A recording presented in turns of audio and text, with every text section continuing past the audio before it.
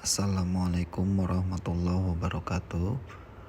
Dalam kesempatan ini saya akan menjelaskan sebuah artikel yang berjudul Green Purchasing is Key to Superior Performance yang diterbitkan pada tahun 2013. Pada bagian abstrak, meningkatnya kepedulian terhadap lingkungan secara global telah mengarahkan organisasi ke arah pembangunan berkelanjutan dan praktek-praktek yang peka terhadap lingkungan. Makalah ini mengulas tren praktek pengadaan ramah lingkungan saat ini dan membuat konsep kerangka kerja strategis untuk lebih memperkuat hubungan antara kinerja organisasi dan penerapan pengadaan ramah lingkungan. Peneliti menguji kerangka teoritis dan menyimpulkan bahwa tekanan pasar, leadership, kerangka peraturan dan manajemen kualitas merupakan pendorong penting yang meningkatkan kepuasan customer. Kemudian green purchasing didefinisikan sebagai pemilihan dan perolehan produk dan layanan secara afirmatif yang paling efektif meminimalkan dampak negatif terhadap lingkungan selama siklus hidup manufaktur, transportasi, penggunaan dan daur ulang atau pembuangan. Atribut yang harus dimiliki produk dan layanan adalah kemampuannya dalam menghemat energi dan air, kemudian meminimalkan limbah dan pelepasan polutan serta dapat didaur ulang.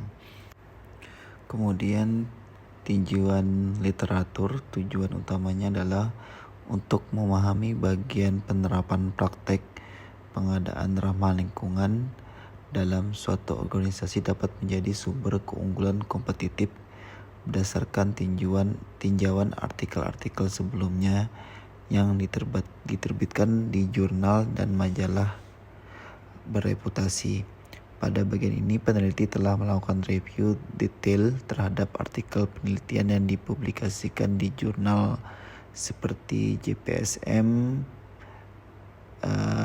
IJPM, JMTMM, dan lain-lain untuk memahami. Yang pertama adalah pengadaan dan dampaknya terhadap kinerja perusahaan, kemudian pengadaan ramah lingkungan dan dampaknya terhadap kinerja perusahaan, serta konstruksi pengadaan ramah lingkungan. Pada bagian hasil, uji reliabilitas instrumen menunjukkan sejauh mana variabel atau sekumpulan variabel konsisten dengan apa yang hendak diukur. Nilai Cronbach untuk setiap item lebih dari 0.7 yang menunjukkan bahwa instrumen dan itemnya reliable. Nilai ekstraksi awal cukup tinggi kecuali satu item, sehingga menunjukkan item tersebut valid.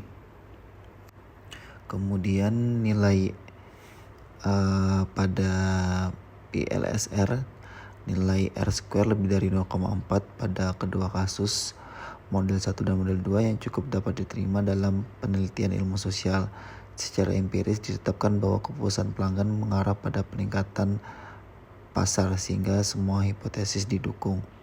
Pada hasil ini dapat dilihat pada tabel 5 dan tabel 6 pada makalah.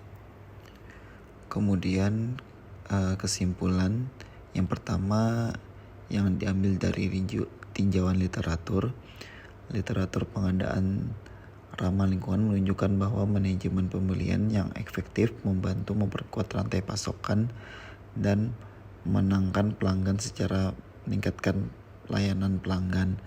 Untuk menghasilkan peningkatan kinerja dalam rantai pasokan, pengukuran kinerja dan studi perbaikan harus dilakukan di seluruh rantai pasokan.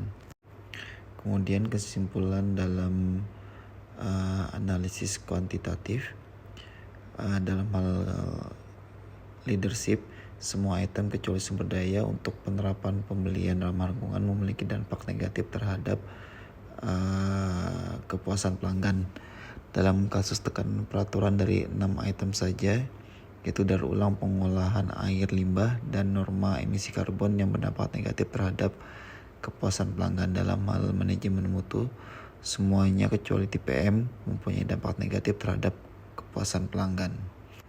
Pada bagian diskusi ini, peserta dalam rantai pasokan harus terlibat dan berkomitmen terhadap tujuan bersama seperti kepuasan pelanggan di seluruh rantai pasokan dan peningkatan daya saing.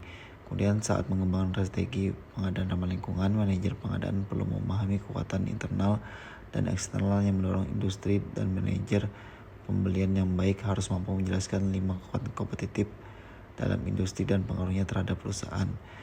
Kemudian saat memilih pemasok, faktor-faktor di luar harga harus selalu dipertimbangkan seperti kemampuan keuangan pemasok, keserakahan strategis, dan kecepatan desain, serta kapasitas produksi.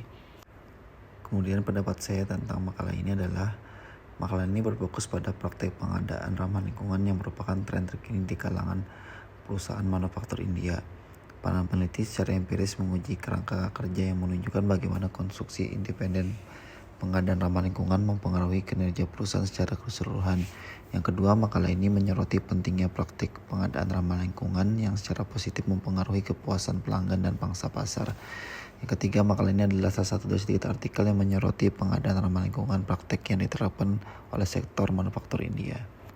Itu saja yang dapat saya sampaikan. Terima kasih. Assalamualaikum warahmatullahi wabarakatuh.